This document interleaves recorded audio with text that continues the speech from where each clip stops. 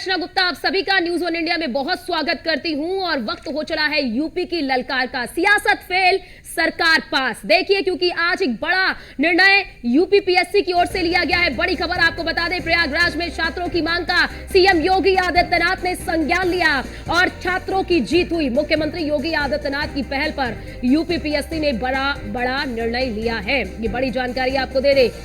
UP PSC प्रारंभिक परीक्षा एक दिन में कराए जाने का निर्णय लिया गया है।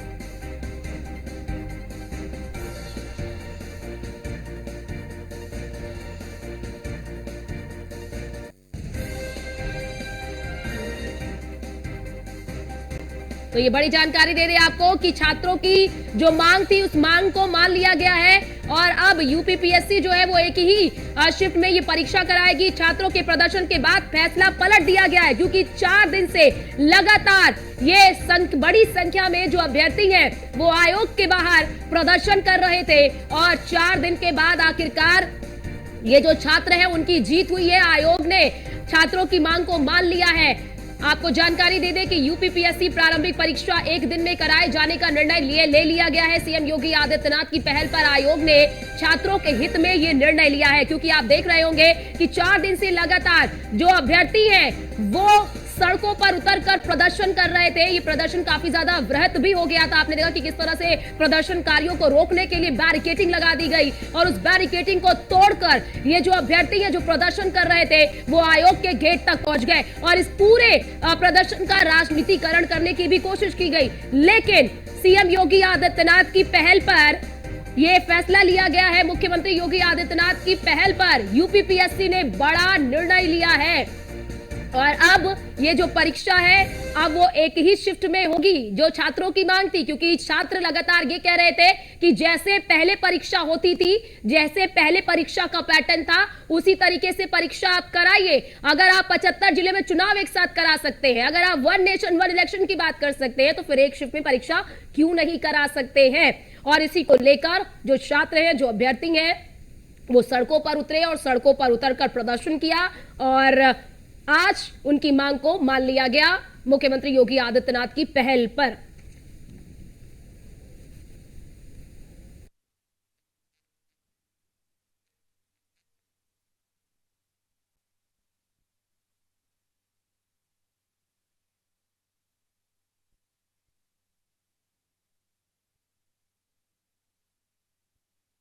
चले कि जिस तरह से आपने देखा कि छात्र जब सड़कों पर उतरे तो छात्र ने मुख्यमंत्री योगी आदित्यनाथ से मांग की कि हम जो समय है हमें लाइब्रेरी में बिताना चाहिए था, हम सड़कों पर बिता रहे हैं और उनकी कामों की भी सराहना करते हुए नजर आए। आप देख रहे हैं कि प्रदर्शनकारी साफ तौर पर कह रहे थे कि आपने उत्तर प्रदेश को इतना बेहतर बनाया है तो हमारे छात्रों के बारे में भी सोचिए। और देखिए, मुख्यमंत्री योगी आदित्यनाथ ने इस पूरे मामले का संज्ञान लिया और मुख्यमंत्री योगी आदित्यनाथ की पहल पर छात्रों की मांग को मान लिया गया है। यूपी पीएससी ने अपना निर्णय जो है वो बदला है, यानी कि यूपी पीएससी पहले कह रहा था कि एक की नहीं बल्कि 2 शिफ्ट में परीक्षा होगी, लेकिन मुख्यमंत्री योगी आदित्यनाथ की पहल पर यूपी पीएससी ने ये बड़ा निर्णय लिया है। ये बड़ी खबर है और छात्रों की ये बड़ी जीत है और देखिए सरकार की भी जीत है, क्योंकि इस पूरे मामले को लेकर राजनीतिक रंग देने की भी कोशिश की जा रही थी। चाहे वो समाजवादी पार्टी हो या फिर तमाम विपक्षी दल हो, वो लगातार सरकार को गिरने की कोशिश कर रही थी, लेकिन सरकार यहां पर पास हो गई। सरकार ने छात्रों की मांग को, यानी कि यूपी पीएससी ने छात्रों की मांग को मान लिया है और अब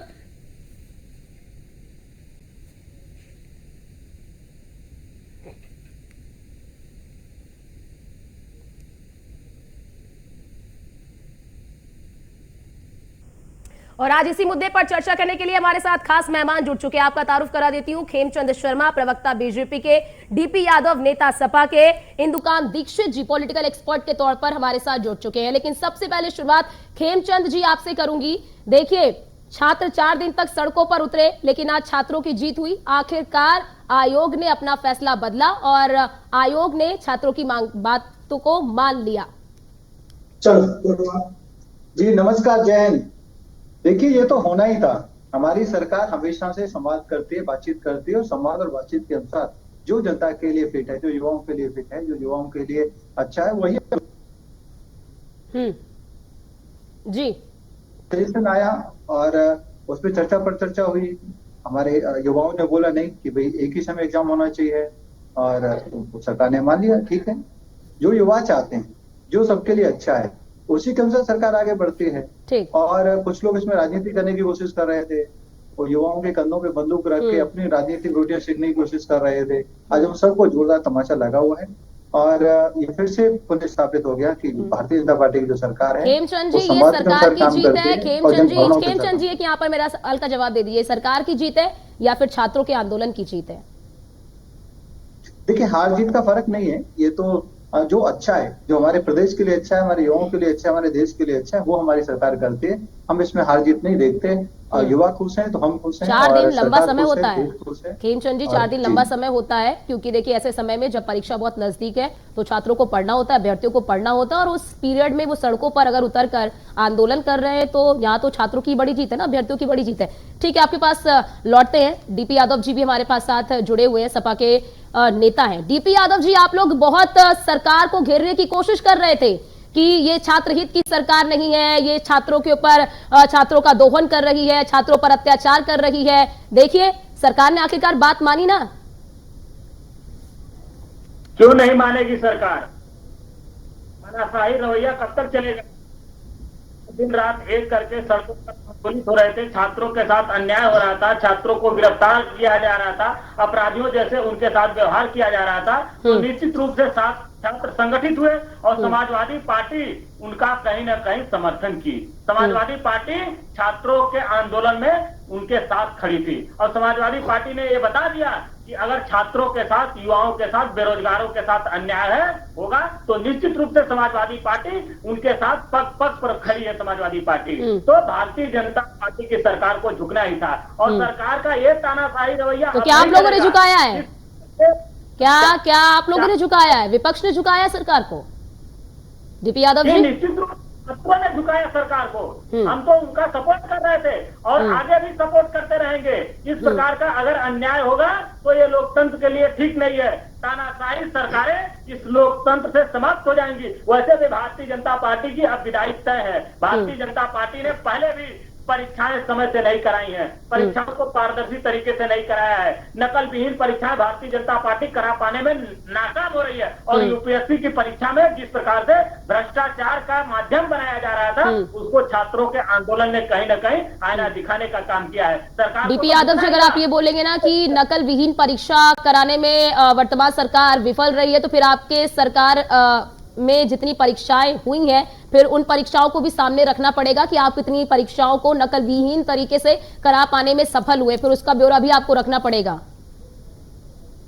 जी, निश्चित रूप से जितनी भी परीक्षाएं हुई है समाजवादी सरकार ने नकल विहीन परीक्षाएं कराने का काम किया था। लेकिन भारतीय जनता पार्टी की सरकार में आप देखिए पिछले जितने वर्षों में, जब से 7 साल से भारतीय जनता पार्टी की सरकार आई है, सारी की सारी परीक्षाओं पर प्रश्न चिन्ह लगा है। देखिए आप जिस प्रकार से भर्ती जो हुई थी अभी पुलिस की दोबारा हुई, उसका भी अभी रिजल्ट नहीं आ पाया है। तो क्या कर रही है भारतीय जनता पार्टी की सरकार? 69,000 शिक्षक भर्ती में घोटाला हुआ, पिछड़े जात के अभ्यर्थियों को ठगने का काम किया। तो तमाम ऐसी परीक्षाएं हैं जिससे छात्र आंदोलित है, आक्रोशित है और उनका गुस्सा सड़कों पर फूट रहा है। अर्चना जी, सरकार को इसको समझना होगा क्योंकि छात्रों का गुस्सा बहुत दिन तक शांत नहीं रह सकता है, अभ्यर्थी बहुत दिन तक शांत नहीं रह सकते और दिन रात एक करके प्रतियोगी परीक्षाओं की तैयारी करते हैं और जब परीक्षा देने की बारी आती है तो सरकार उनको ठगने का काम करती है, उनको बहलाने का काम करती है, उनके साथ अन्याय करती है, भ्रष्टाचार करती है उनके साथ। हमें बहुत दिन तक नहीं चलता जी।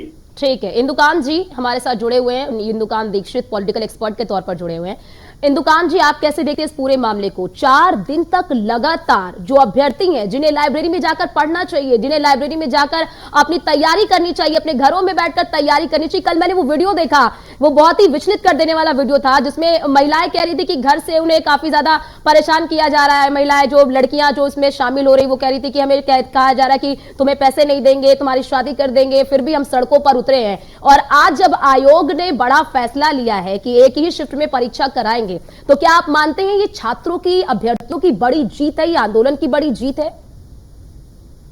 जी नमस्कार अर्चना जी, मेरी आवाज आ रही है? जी बिल्कुल मिल रही है, बोलिए।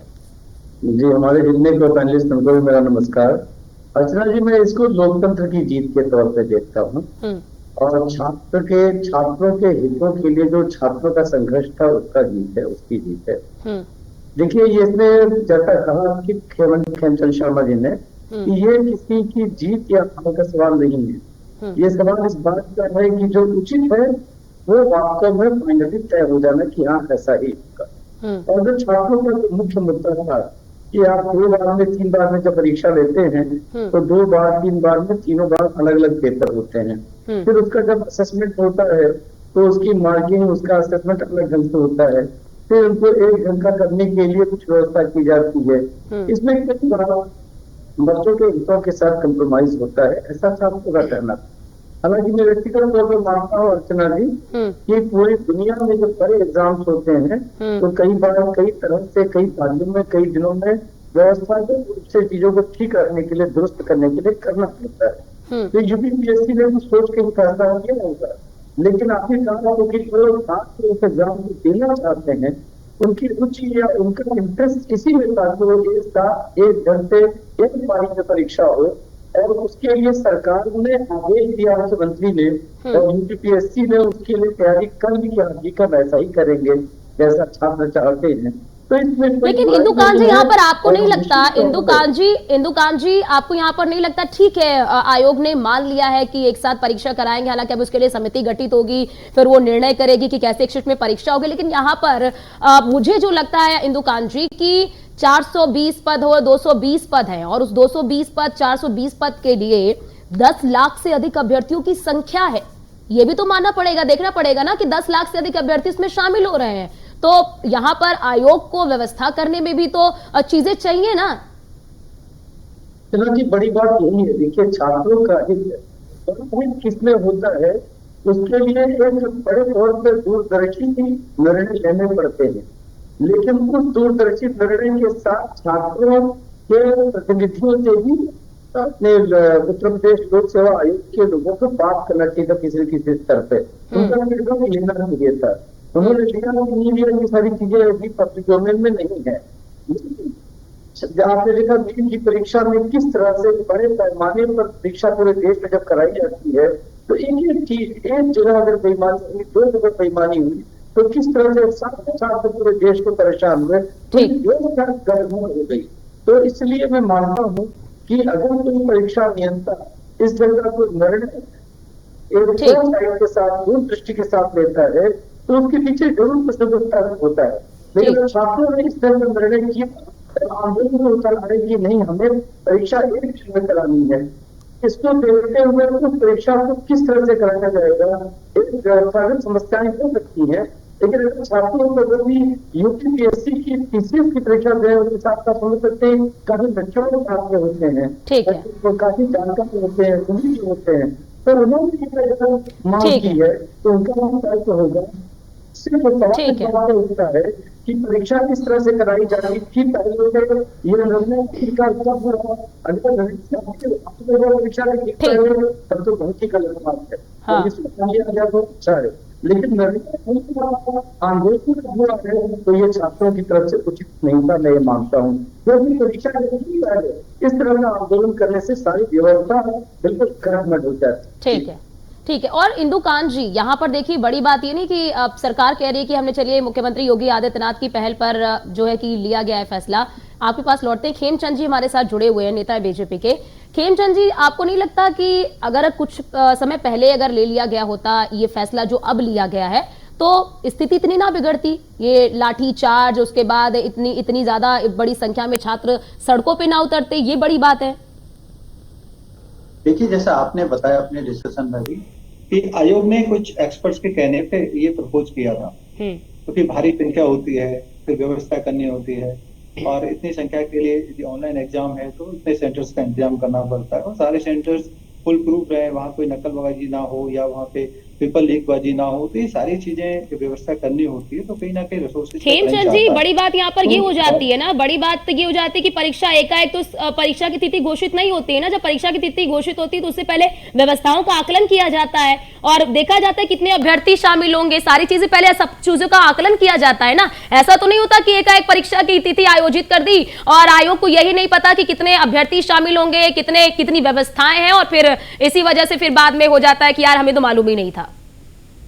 नहीं, मैं अपनी बात कंप्लीट करूं, ये बात उसकी है ही नहीं, बात है एक सिस्टम बनाने की और भविष्य में और भी संख्या बढ़ेगी भविष्य में जो छात्रों की संख्या हर साल बढ़ रही है।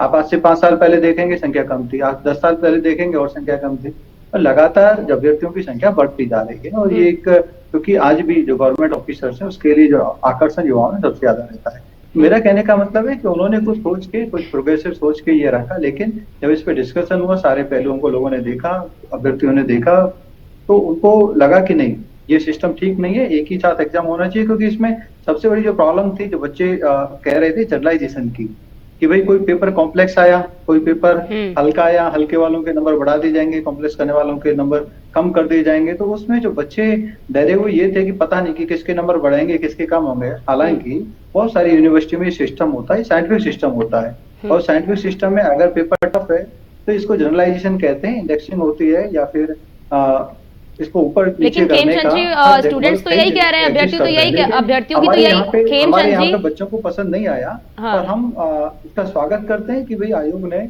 बच्चों की बात समझ के, बच्चों की बात पे गौर करके इसको वापस लिया है, और एक ही दिन एग्जाम होगा, इकट्ठा एग्जाम होगा, और उसमें कोई जनरलाइजेशन नहीं होगी। एक अच्छा कदम है। और जब वो कोई टेक्नोलॉजी या फिर किसी, ठीक है खेमचंद्र जी, यानी कि माना जाए कि सभी मांगे जो है मान ली गई हैं, नॉर्मलाइजेशन भी नहीं होगा, 2 शिफ्ट में परीक्षाएं भी नहीं होंगी, आप ये कह रहे हैं। ठीक है डीपी यादव जी, बड़ा सवाल यहाँ पर यह भी होता है, जैसा कि खेमचंद जी ने जिक्र भी किया कि हर साल परीक्षार्थियों की तादाद बढ़ती है, तो आयोग को लगा कि जाहिर सी बात है कि अभ्यर्थियों की संख्या बड़ी है, और ऐसे में जो पहले से व्यवस्थाएं चली आ रही हैं वो व्यवस्थाएं ठीक नहीं है, उसमें थोड़ा सा परिवर्तन करना जरूरी हो जाता है, ताकि किसी भी प्रकार की कोई अव्यवस्था परीक्षा में ना फैले। और सब बड़ी बात यहाँ पर आप देखते हैं कि हमेशा पेपर लीक हो जाता है, फिर परीक्षार्थियों को परेशानियों का सामना करना पड़ता है, तो उन परेशानियों का सामना परीक्षार्थियों को ना करना पड़े, इसके लिए आयोग ने यह सिस्टम लाया था। ये सरकार परीक्षार्थी विरोधी सरकार है, रोजगार विरोधी सरकार है, इस बात को मानना पड़ेगा कृष्णा जी। और जो खेमचंद शर्मा जी कह रहे हैं कि परीक्षार्थियों की संख्या बढ़ रही है, तो सरकार हर साल वैकेंसी क्यों नहीं निकालती है? स्वास्थ्य विभाग में, शिक्षा विभाग में, यूपीएससी में लाखों पद खाली हैं, लेकिन सरकार उनको भरने का काम नहीं कर रही है। ये बताइए, फूड सेफ्टी ऑफिसर के पद आधे से ज्यादा पद खाली है उत्तर प्रदेश में, शिक्षकों के आधे से पद ज्यादा खाली है, पैरामेडिकल स्टाफ के आधे से ज्यादा पद खाली है। तो जो विभिन्न पद खाली हैं उनको आप भरिए, तो क्यों नहीं भर रही है सरकार? 8 साल में, 4 साल में, 5 साल में सरकार नौकरी निकालती है, तो जाहिर सी बात है छात्र आंदोलित होंगे। और छात्रों ने बता इस बात को कि सरकार की तानाशाही और मनमानी नहीं चलने वाली है। सरकार का एक तानाशाही रवैया कहीं ना कहीं वापस लेना पड़ेगा सरकार को। तो आज इस बात को प्रमाणित कर दिया। खेमचंद्र जी, ठीक है खेमचंद जी, इसका तो जवाब आपको देना ही पड़ेगा कि क्योंकि हमने छात्रों से भी बात की, तो जो अभ्यर्थी जो प्रदर्शन कर रहे थे उनका यही कहना था कि पूरे साल वैकेंसी नहीं निकाली जाती है, हम तैयारी कर रहे होते हैं, बाहर हम तैयारी करते हैं, माँ बाप पैसा भेजते हैं, लेकिन हमें यही नहीं पता होता कि हमें परीक्षा देना कब है, मतलब अधर में भविष्य लटका हुआ है। नहीं ऐसा नहीं है, परीक्षा कब देना है उसका एक पूरा सिस्टम है। जो चेंज आया, चेंज का विरोध बच्चों ने किया। पर्टिकुलरली उनको ये लगा कि कहीं ऐसा ना हो कि भाई हम अच्छा पेपर दे रहे हैं और हमारे नंबर कम हो जाएं, या जो पेपर सही नहीं दे रहे उनके नंबर, क्योंकि यहाँ पे रैंकिंग लगती है, तो सबसे ज्यादा जो डिस्प्यूट था उस पे था। नहीं डीपी यादव जी ये कह रहे हैं कि आप नहीं, डीपी यादव जी ये कह रहे हैं, खेमचंद जी सवाल सुनिए, डीपी यादव जी ये कह रहे हैं कि आप जो ये तर्क दे रहे हैं कि हर साल परीक्षार्थियों की संख्या 1-2 गुनी नहीं कई गुना ज्यादा बढ़ जाती है, तो आप लोग फिर वैकेंसी क्यों नहीं निकालते हैं कि भाई वैकेंसी निकालिए जिससे कि नौकरी मिलती रहे, तो इतनी तादाद एक साथ ना हो। अब आप सोचिए ना, 420 पद, 220 पद है, उसके लिए 10 लाख से अधिक अभ्यर्थी इसमें शामिल हो रहे हैं। अर्चना जी, ये कोई किसी कंपनी के पद नहीं है, ये क्या है, एडमिनिस्ट्रेशन को चलाने वाले पदाधिकारियों के पद है जो सीमित ही हो। 200 की जगह 400 हो सकती है, ऐसा नहीं हो सकता कि 200 की जगह 2000 पदाधिकारी हो जाए, 200 की जगह 300 हो सकती है। जितनी निकाली जा सकती है उसकी मैक्सिमम जितनी वैकेंसी है उनको निकाला जा रहा है, और सरकार उसको होल्ड करके नहीं रखती है। लेकिन हाँ, अब जब अभ्यर्थियों की संख्या बढ़ रही है तो हम लोग अलग संसाधन ढूंढेंगे और सेंटर्स बनाएंगे और सेंटर्स को एंगेज करेंगे और सेंटर्स को एनरोल करेंगे, और पेपर जैसा एक दिन के लिए होना है एक दिन ही किया जाएगा और पूरी व्यवस्था होगी। ऐसी मैं आपको एक गारंटी दे सकता हूं। खेमचंद जी, बच्चों जो अभ्यर्थी, जब उनसे हमने बातचीत की तो वो यही कह रहे थे कि अगर आप लोग एक देश एक चुनाव की बात कर सकते हैं तो फिर एक शिफ्ट में परीक्षा कराने से क्यों भाग रहे थे आप लोग? अभ्यर्थी ये पूछ रहे हैं। नहीं, एक देश एक चुनाव एक दिन तो होता नहीं अर्चना जी। चुनाव मल्टीपल होते हैं, फेजेज में होते हैं। अब अमेरिका में भी चुनाव हुआ, पूरा महीना भर चला है। ठीक। हमारे यहाँ भी चुनाव होते हैं, 2-3 महीने चले हैं। तो इससे कंपैरिजन नहीं है, लेकिन मैं उनकी बातों का सम्मान करता हूँ कि भाई ठीक है, एक दिन पेपर होना चाहिए। जो उनको नॉर्मलाइजेशन से डर है, और डर स्वाभाविक है। हमारे भी छोटे भाई बहन पेपर देते हैं, हमारे भी जानने वाले पेपर देते हैं, और ये स्वाभाविक है कि मैंने अच्छी तैयारी की है, कहीं ऐसा ना हो कि नॉर्मलाइजेशन में मेरे नंबर कम हो जाए। ठीक है, ब्रजेश पाठक क्या कुछ कह रहे हैं वो सुनते हैं। इस बात को सरकार सुनिश्चित करेगी और इसके निर्देश अधिकारियों को दे दिए। सर, एक नारा चल रहा है सुप्रीम कोर्ट के ऑर्डर के बाद बताया कि बुलडोजर खड़े हो जाएंगे, वहीं पर अखिलेश यादव कह रहे हैं गैर राज्य में बुलडोजर खड़े हो जाएंगे। देखिए, उत्तर प्रदेश में कानून का राज स्थापित हो, गुंडे माफियाओं का सफाया हो, ये हमारी प्रतिबद्धता है, और कानून के तहत हम कड़े से कड़ी सजा अपराधियों को देने के लिए प्रतिबद्ध है। सर, अखिलेश यादव जी कह रहे हैं पटोगे तो कटोगे, जो नारा चल रहा है उसमें कह रहे पीटोगे। देखिए, समाजवादी पार्टी जिस ढंग से गुंडे माफिया लोगों को आगे, आपने सुना ब्रजेश पाठक, वो कह रहे हैं कि अब सरकार की पहल पर ये यूपीएससी ने कदम उठाया है, मुख्यमंत्री योगी आदित्यनाथ की पहल पर ये पहल उठाया गया है, कदम उठाया गया है, तो अब कमेटी गठित की जाएगी, उसके बाद चीजें बनाई जाएंगी। इंदुकान जी, मैं लास्ट रिमार्क आपसे लेना चाहती हूँ। इंदुकान जी, आपको क्या लगता है कि क्या वजह है कि आखिरकार 220 पद के लिए, 240 पद के लिए 10-10 लाख अभ्यर्थी से अधिक जो अभ्यर्थी वो इसमें शामिल होते हैं? आप इसकी क्या वजह मानते हैं? क्या वाकई में सरकारें वैकेंसी नहीं निकालती हैं? यही एक बड़ी वजह है कि एक परीक्षा के लिए इतनी बड़ी संख्या में, इतनी बड़ी तादाद में अभ्यर्थी शामिल होते हैं? दो तीन बातें हैं अर्चना जी। एक तो ये है कि देखिए, ये जो नॉर्मलाइजेशन का प्रोसेस जिसका विरोध कर रहे थे छात्र, ये आईएएस के एग्जाम में, सिविल सर्विसेज के एग्जाम में केंद्र सरकार के पिछले करीब मान लीजिए कि 40 साल से लगभग मैं भी उस परीक्षा से होकर गुजरा हूँ। और वो नॉर्मलाइजेशन किसमें होता है? संस्कृत में एग्जाम देने वाले को मिलता है बहुत अधिक मार्क्स, हिंदी में देने वाले को कम मिलता है, अंग्रेजी वाले को कम मिलता है, मिलता है। तो विषय भी नॉर्मलाइजेशन होता है, वहां तो कभी जरूरत नहीं हुआ। तो दूसरा देखिए, पूरे उत्तर प्रदेश में तमाम सेंटर थे, बनारस में भी एग्जाम था, कानपुर में भी था, कहीं और आंदोलन हुआ। तो इनकी भी जांच होनी चाहिए, अगर उचित समय मिलेगा कि ये जहाँ पे कोचिंग बड़े चलते हैं वही आंदोलन क्यों होते हैं। इसके पीछे कोई बार राजनीति होते हैं, कई बार कोचिंग वाले भी शामिल होते हैं, अपने छात्रों को भड़का के वहां खड़ा कर देते हैं छात्रों की संख्या की। ठीक है, अगर 200 सीट इस बार है, अगली बार 200 सीट, हर साल 200 सीट जोड़ लीजिए, 400 भी जोड़ लीजिए, तो 200 सीट हुई। ठीक है इंदुकान जी, वक्त ठीक है इंदुकान जी, वक्त की कमी है। ठीक है इंदुकान जी, वक्त की कमी है, इसी वजह से मुझे आपको रोकना पड़ रहा है। खेमचंद जी आपका, डीपी यादव जी आपका, और इंदुकान जी आपका बहुत शुक्रिया हमारे साथ जुड़ने के लिए और अपना पक्ष रखने के लिए और बताने के लिए भी कि आखिरकार आज जो फैसला लिया गया है यूपीपीएससी की ओर से, वो छात्रों के लिए कितनी बड़ी जीत है और छात्रों के हितों में लिया गया ये फैसला है। अब आगे देखना होगा कि इसको लेकर क्या रणनीति आयोग की ओर से बनाई जाती है, कब परीक्षा की तिथि घोषित की जाती है और आगे क्या कुछ होता है। फिलहाल के लिए इस खास चर्चा में इतना ही। बाकी देश और दुनिया की तमाम खबरों को देखने के लिए आप बने रहिए न्यूज़ 1 इंडिया के साथ। नमस्कार।